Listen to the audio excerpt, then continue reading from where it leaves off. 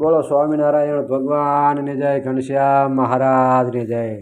ભક્તો, ફરીને આજે આપણે એક વિડીયો લઈને આવી ગયા છે. આપણે આ ચેનલમાં તમારા બધાનું સ્વાગત છે અને બધા જ હરિભક્તોને જય સ્વામિનારાયણ.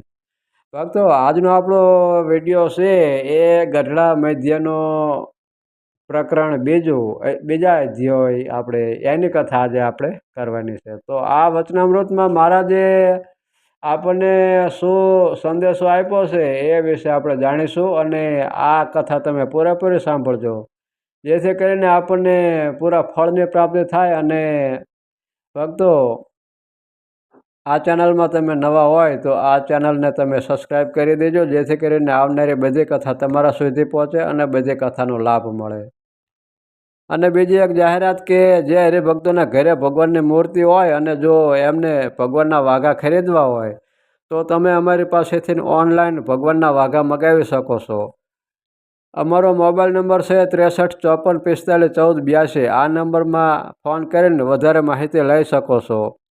નાની મોટી સાઇઝની મૂર્તિ હોય તો અમારી પાસેથી નાની મોટી સાઇઝના વાઘા મળી રહે છે.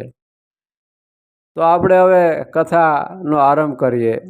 સંવંત 1876ના શ્રાવણ વદી ત્રીજને દિવસે શ્રી સહજાનંદજી મહારાજ શ્રી ગઢડા મધ્ય દાદા ખાચરના દરબારમાં શ્રી વાસુદેવ નારાયણના મંદિર આગળ રેશમના ચાકળા ઉપર બિરાજમાન હતા અને સર્વે શ્વેત વસ્ત્ર ધારણ કર્યા હતા અને પોતાના મુખારવિંદની આગળ મુનિ તથા દેશ દેશના હરિભક્તોની સભા ભરાઈને બેઠી હતી ને મુનિ ઝાંઝ મૃદંગ લઈને કીર્તન ગાવાતા હતા. પછી શ્રીજી મહારાજે કહ્યું, જે કીર્તન રાખો, અમે વાત કરીએ છીએ. એમ કહીને શ્રીજી મહારાજ બોલ્યા, જેને આત્યંતિક કલ્યાણ પામવું હોય અને નારદ સનકાદિક જેવા સાધુ થવું હોય તેને એમ વિચાર કરવો, જે આ દેહ છે તેને વિશે જીવ રહ્યો છે અને ઇન્દ્રિયોને અંતઃકરણ છે તે જીવ સાથે વળગી રહ્યા છે અને ઇન્દ્રિયોને અંતઃકરણ છે તે બહાર પણ પંચ વિષયમાં વળગી રહ્યા છે. તે આજ્ઞાને કરીને જીવ ઇન્દ્રિયો અંતઃકરણને પોતાનું રૂપ માને છે, પણ વસ્તુગતે જીવ ઇન્દ્રિયો અંતઃકરણ થકી નોખો છે અને પંચ વિષય છે તે અંતઃકરણ થકી નોખા છે, પણ એ તો વિષયને અભ્યાસે કરીને અંતઃકરણને વિશે પંચ વિષયની એકતા જણાય છે. અને વિષયની જે ઉત્પત્તિ તે તો ઇન્દ્રિયો થકી થાય છે, પણ અંતઃકરણમાંથી નથી થતી. જેમ અતિશય તડકો હોય અથવા ટાઢ હોય તેનો પ્રથમ બહાર ઇન્દ્રિયોને સંબંધ થાય છે, પછી ઇન્દ્રિયો દ્વારા કરીને શરીરને માહિલી કોરે તેનો પ્રવેશ થાય છે, પણ એની ઉત્પત્તિ માહિલી કોરેથી નથી. એ તો બહારથી ઉત્પન્ન થઈને માહિલી કોરે પ્રવેશ કરે છે. તેમ પંચ વિષય છે તે પ્રથમ અંતઃકરણમાંથી ઉપજતા નથી. એ તો પ્રથમ ઇન્દ્રિયોની બહાર વિષયોનો સંબંધ થાય છે ને પછી અંતઃકરણમાં પ્રવેશ કરે છે. માટે જેમ બહાર ગુમણું થયું હોય તેને ઔષધ ચોપડે ત્યારે જ કરાર થાય છે, પણ કેવળ વાર્તા સાંભળીએ કરાર થાય નહીં. અને જેમ ક્ષુધા પીપાસા લાગી હોય તે ખાધે પીધે જ નિવૃત્તિ થાય, પણ અન્ન જળની વાત કરે નિવૃત્તિ ન થાય. તેમ પંચ વિષય રૂપી જે રોગ છે તે તો તેનું જ્યારે ઔષધ કરીએ ત્યારે જ નિવૃત્તિ થાય. તે ઔષધિની રીત એમ છે, જે જ્યારે ત્વચાને સ્ત્રીયાદિક વિષયનો સ્પર્શ થાય છે ત્યારે ત્વચા દ્વારે અંતઃકરણમાં તેનો પ્રવેશ થાય છે. અને અંતઃકરણ દ્વારે થઈને જીવમાં પ્રવેશ કરે છે. પણ મૂળ થકી વિષયની ઉત્પત્તિ જીવમાંથી પણ નથી અને અંતઃકરણમાંથી પણ નથી. અને જે વિષય અંતઃકરણમાંથી સ્ફૂર્ત હશે તે પણ પૂર્વજન્મને વિશે બહારથી જ ઇન્દ્રિયો દ્વારે કરીને આવ્યા છે.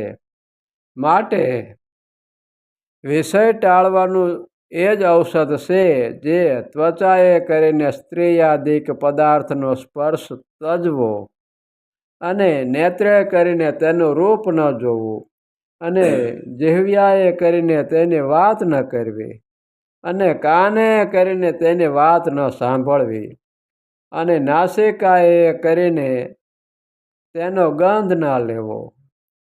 એ રીતે પંચ વિષયો દ્વારે વિષયોનો ત્યાગ દઢ રાખે તો બહારથી વિષયનો પ્રવાહ માહિલી કોરે પ્રવેશ કરે નહીં.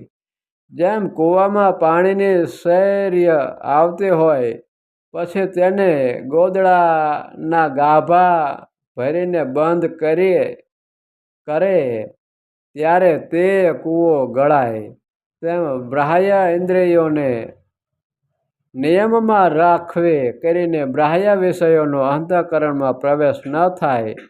અને જેમ ઉદરમાં રોગ થયો હોય તે તો ઉદરમાં ઔષધ જાય ત્યારે જ ટળે, તેમ પ્રથમથી જે ઇન્દ્રિયો દ્વારે કરીને વિષય અંતઃકરણમાં ભરાયા હોય તે તો આત્મવિચારે કરીને ટાળવા. તે આત્મા વિચાર એમ કરવો જે હું આત્મા છું ને મારે વિશે ઇન્દ્રિયો અંતઃકરણનો સંબંધ જ નથી એમ દઢ વિચાર કરીને અને તે ચૈતન્યને વિશે ભગવાનની મૂર્તિ ધારીને અને પોતાના આત્મ સુખ વતે કરીને પૂર્ણ રહેવું.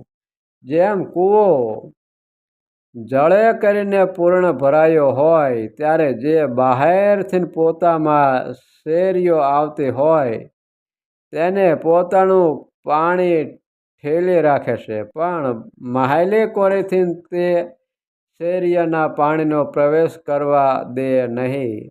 અને જો ઉચેલાઈને ઠાલો થાય તો શેરીનું પાણી બહારથી માહી આવે. એવી રીતે આત્મ સુખે કરીને માહિલી કોરે પૂર્ણ રહેવું અને બહાર પંચ વિષયો દ્વારે વિષયનો માર્ગ બંધ રાખવો એ જ કામાદિકને જીત્યાનો દઢ ઉપાય છે. પણ એ વિના એકલા ઉપવાસ કરીને કામાદિકનો પરાજય થતો નથી. માટે આ વિચાર દઢ કરીને રાખવો. બોલો સ્વામિનારાયણ ભગવાનની જય, ઘનશ્યામ મહારાજની જય. ભક્તો, આ કથા આપણે પૂર્ણ કરીએ છીએ. આગળની કથા આપણે ફરીને એક નવા વિડીયો સાથે મળશું. ત્યાં લગીને મને રજા આપો. આ કથામાં મહારાજે આપણને ઘણું બધું શીખવી ગયા અને આ જીવના મોક્ષ અર્થે આપણે આ પંચ વિષય કેવી રીતે કાબુ મેળવી શકાય એના વિશેની આપણને આમાં કથા જાણવા મળી. તો આનું આપણે બને એટલું પાલન કરીને આપણે આપણા જીવાત્માને મોક્ષ અર્થે આ કાર્ય શક્ય હોય એટલું કરી શકાય. તો અત્યારે બસ આટલું. આપણે ફરીને મળશું. ત્યાં લગી બધા જ હરિભક્તોને જય સ્વામિનારાયણ.